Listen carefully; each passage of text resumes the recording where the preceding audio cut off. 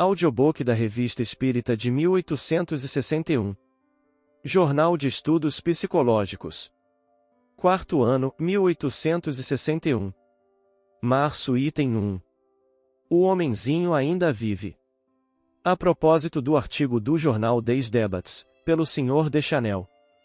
O Sr. Émile Deschanel, cujo nome ainda não nos chegará, consentiu em nos consagrar 24 colunas do folhetim Des Débats, nos números de 15 e 29 de novembro último. Nós lhe agradecemos o fato, se não a intenção.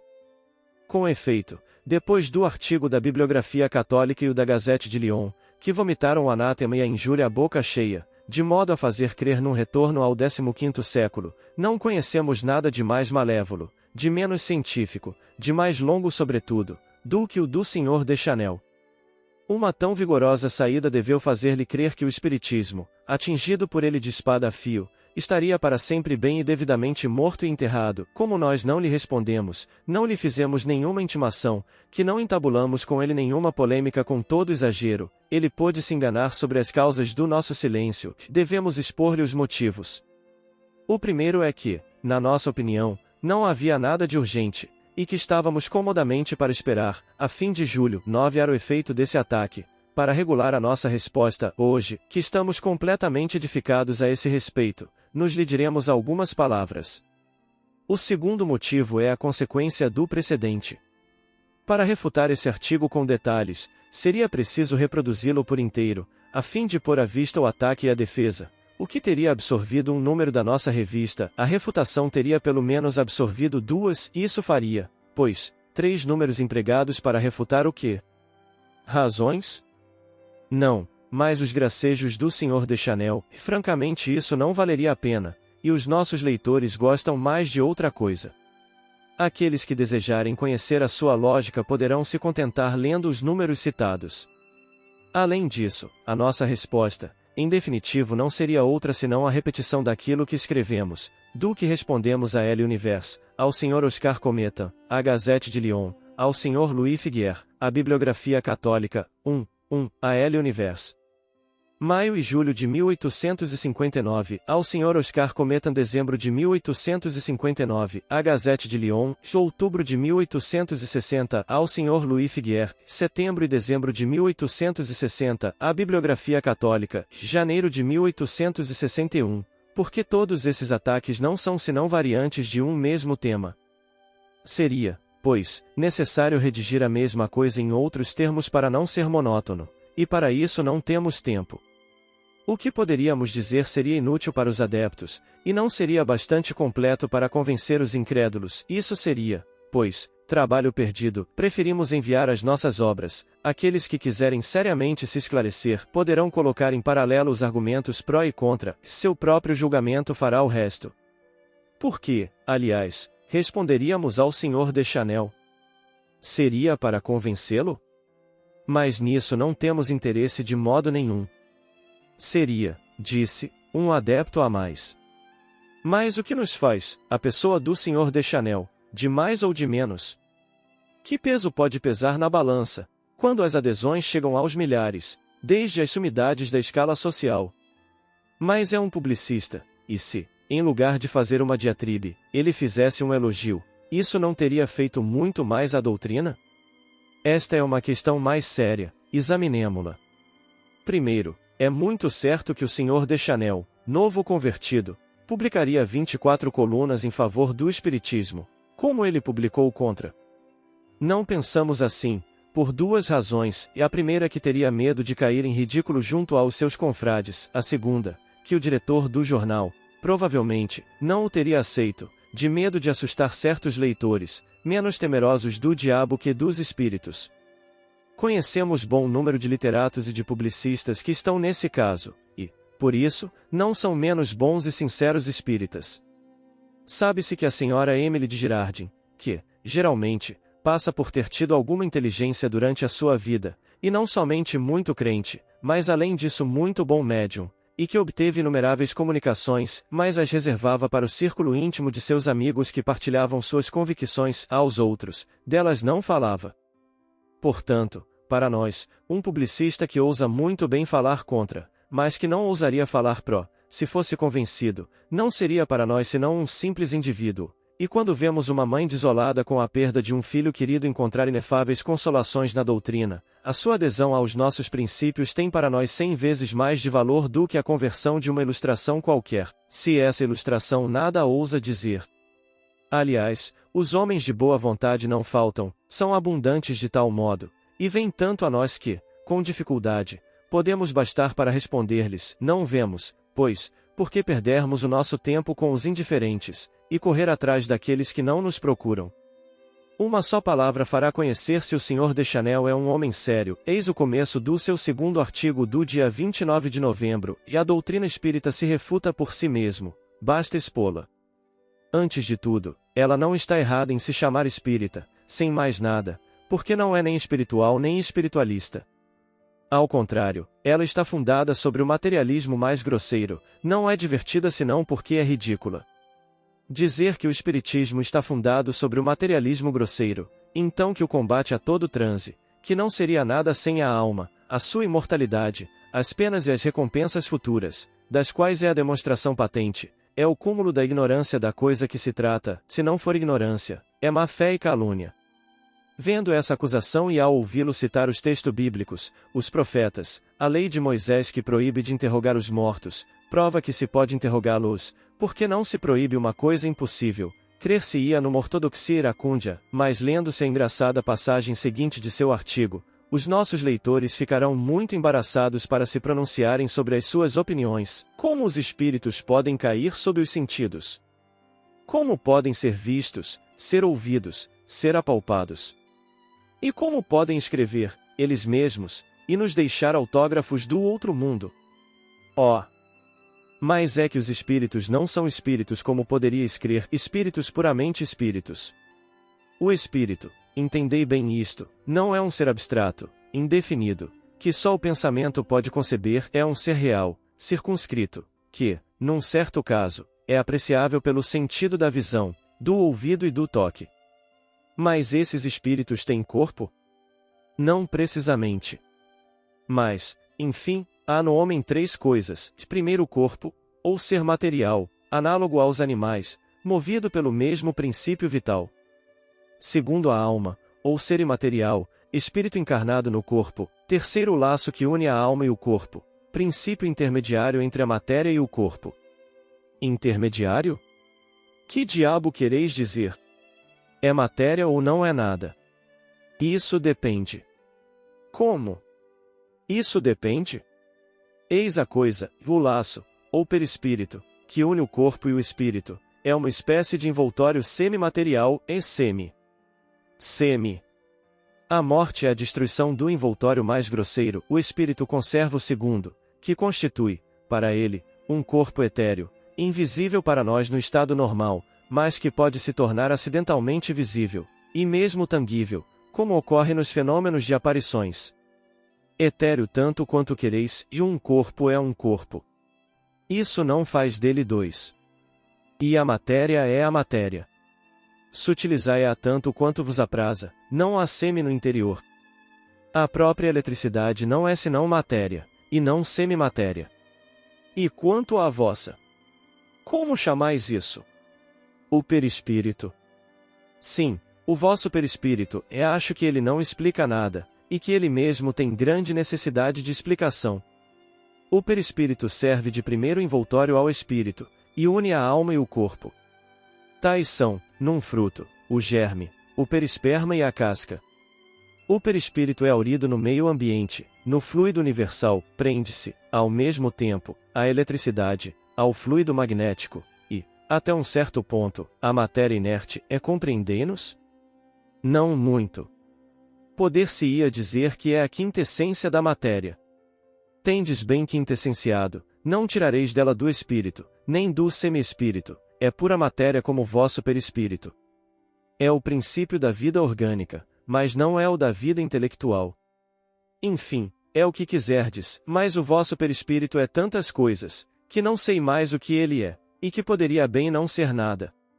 A palavra perispírito vos ofusca, pelo que parece? Se tivesseis vivido ao tempo em que foi criada a palavra perisperma, Provavelmente teríeis achado também ridícula, quanto criticais aqueles que a inventam cada dia para exprimir as ideias novas. Não é a palavra que crítico, direis, é a coisa. Seja, mas nunca a vistes, mas negais a alma que jamais vistes? Negais a Deus que também não vistes mais? Pois bem, se pode ver a alma ou o espírito, o que é a mesma coisa, pode-se ver o seu envoltório fluídico ou perispírito, quando ela está livre, como se vê o seu envoltório carnal quando está encarnada. O Sr. Deschanel se esforça por provar que o perispírito deve ser da matéria, mas é o que dizemos com todas as letras. Seria isso, por acaso, que o faz dizer que o espiritismo é uma doutrina materialista? Mas a própria citação que ele faz o condena, uma vez que dizemos, em seus próprios termos, menos os seus espirituosos gracejos, que não é senão um envoltório independente do espírito. Onde ele viu que tenhamos dito que é o perispírito que pensa? Ele não quer o perispírito, seja, mas que nos diga como pode explicar a ação do espírito sobre a matéria sem intermediário? Não falaremos das aparições contemporâneas nas quais, sem dúvida, não crê, mas, uma vez que se aferra tanto sobre a Bíblia, da qual toma tão calorosamente a defesa, é que crê na Bíblia e no que ela diz, que ele queira, pois, nos explicar as aparições de anjos dos quais, a cada instante, faz menção. Os anjos, segundo a doutrina teológica, são puros espíritos, mas quando se tornam visíveis, dirá que é o espírito que se faz ver? Então, isso seria, desta vez, materializar o próprio espírito, porque não há senão a matéria que possa cair sob os sentidos. Nós dizemos que o espírito reveste um envoltório que pode torná-lo visível, e mesmo tangível, à vontade, só o envoltório é material, embora muito etéreo, o que não rouba nada às qualidades próprias do espírito.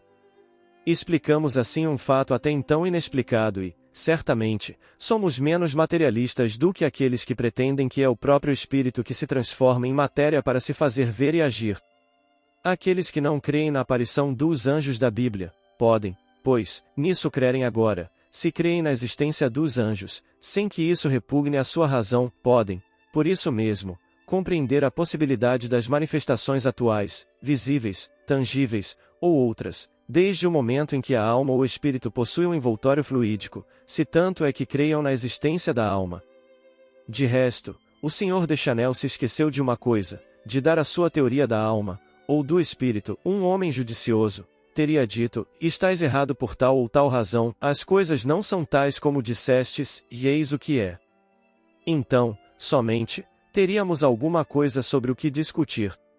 Mas há que se notar, que é o que não fez ainda nenhum dos contraditores do espiritismo, eles negam, zombam ou dizem injúrias, não os conhecemos com outra lógica, o que é por demais inquietante, também com isso não nos inquietamos de tudo, porque eles não propõem nada, é que aparentemente não têm nada de melhor a propor.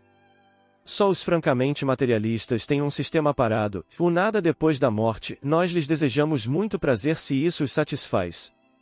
Aqueles que admitem a alma, infelizmente estão na impossibilidade de resolver as questões mais vitais segundo a sua única teoria, é por isso que eles não têm outro recurso senão a fé cega, razão pouco concludente para aqueles que gostam das razões, e o número deles é grande para este tempo de luzes. Ora, os espiritualistas não explicam nada de maneira satisfatória para os pensadores, estes concluem que não há nada, e que os materialistas talvez tenham razão, e é o que conduz tanta gente à incredulidade, ao passo que essas mesmas dificuldades encontram uma solução muito simples e muito natural pela teoria espírita. O materialismo diz, e nada fora da matéria, o espiritualismo diz, e há alguma coisa, mas não a encontra, o espiritismo diz, e há alguma coisa e a prova, e com a ajuda de sua alavanca explica o que até agora era inexplicado, é o que faz com que o espiritismo conduza tantos incrédulos ao espiritualismo. Não perguntamos ao Sr. Deschanel senão uma coisa, é de dar decididamente a sua teoria, e de responder, não menos decididamente, às diversas perguntas que endereçamos ao Sr. Figuier. Em suma, as objeções do Sr. Deschanel são pueris, se for um homem sério, se tivesse criticado com conhecimento de causa, e a não se expor a cometer um tão pesado equívoco de taxar o espiritismo de doutrina materialista, teria procurado aprofundar, teria vindo nos procurar, como tantos outros, nos pedir os esclarecimentos que teríamos prazer em lhe dar, mas preferiu falar segundo as suas próprias ideias que, sem dúvida, ele considera o regulador supremo, como a unidade métrica da razão humana. Ora, como a sua opinião pessoal nos é indiferente, de nenhum modo queremos fazê-lo mudá-la, por isso não demos nenhum passo para isso, não o convidamos para nenhuma reunião, para nenhuma demonstração, ele tivesse a saber, teria vindo, ele não veio, pois, que não tinha nada a saber, e nós não temos mais que ele. Um outro ponto a examinar é este: uma crítica tão virulenta e tão longa, fundada ou não, num jornal tão importante como os debates, não pode prejudicar a propagação das ideias novas? Vejamos. É necessário primeiro notar que não ocorre com uma doutrina filosófica como com uma mercadoria. Se um jornal afirma, com provas em seu apoio, que tal comerciante vende mercadoria variada ou adulterada, ninguém estaria tentado em experimentar se isso é verdadeiro, mas toda teoria metafísica é uma opinião que, fosse ela de Deus mesmo, encontraria contraditores. Não foram vistas as melhores coisas, as verdades mais incontestáveis, hoje, tornadas em ridículo, quando de sua aparição, pelos homens mais capazes? Isso as impediu de serem verdades e de se propagarem? Todo mundo sabe isso, é por isso que a opinião de um jornalista, sobre as questões desse gênero, não é sempre senão uma opinião pessoal, e se diz que tantos sábios se enganaram sobre coisas positivas, o Sr. Deschanel pode bem se enganar sobre uma coisa abstrata e por pouco que se tenha uma ideia, mesmo vaga, do espiritismo, a sua acusação de materialismo é a sua própria condenação. Disso resulta que se quer ver e julgar por si mesmo, se é tudo o que pedimos. Sob esse aspecto o Sr. Deschanel tem, pois, prestado, sem o saber, um verdadeiro serviço à nossa causa, e por isso lhe agradecemos, porque nos poupa de gastos de publicidade, não sendo bastante ricos para pagar um folhetim de 24 colunas. Por difundido que esteja, o espiritismo não penetrou ainda por toda parte, há muitas pessoas que dele nunca ouviram falar, um artigo dessa importância atrai a atenção, e faz penetrar mesmo no campo inimigo onde causa deserções, porque se diz naturalmente que não se bate assim numa coisa sem valor, com efeito, não se diverte em dirigir baterias formidáveis contra um local que se pode tomar a golpes de fuzil. Julga-se a resistência pelo deslocamento das forças de ataque, e é o que desperta a atenção sobre coisas que, talvez, passariam desapercebidas. Isto não é senão raciocínio, vejamos se os fatos vêm contradizê-lo. Julga-se o crédito de um jornal, as simpatias que ele encontra na opinião pública, pelo número de seus leitores.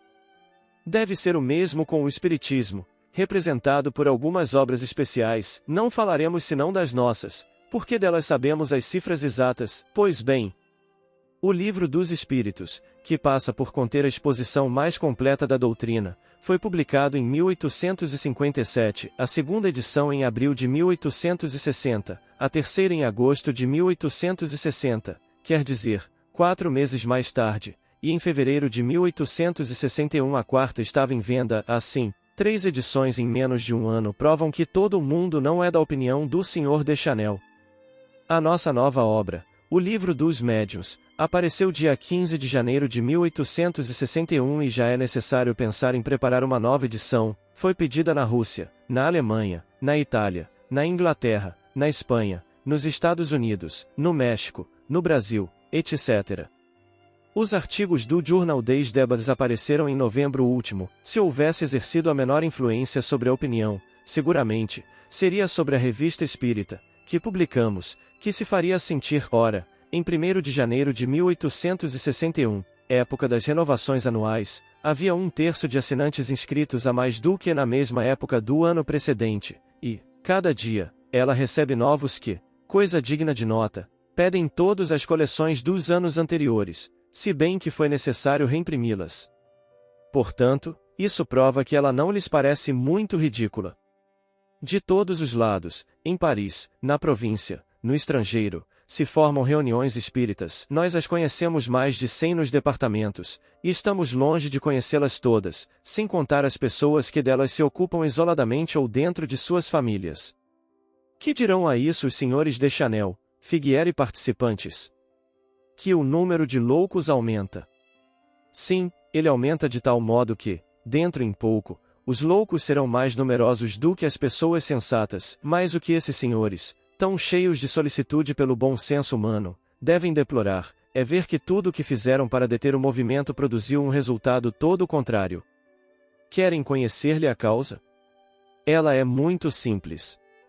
Eles pretendem falar em nome da razão e não oferecem nada de melhor, uns dão por perspectiva ou nada, os outros as chamas eternas, duas alternativas que agradam a bem poucas pessoas, entre os dois escolhe-se o que é mais confortador. Admirai-vos, pois, depois disso, por ver se lançarem aos braços do Espiritismo. Esses senhores acreditaram matá-lo, tivemos que lhe provar que o homenzinho vive ainda, e viverá por muito tempo.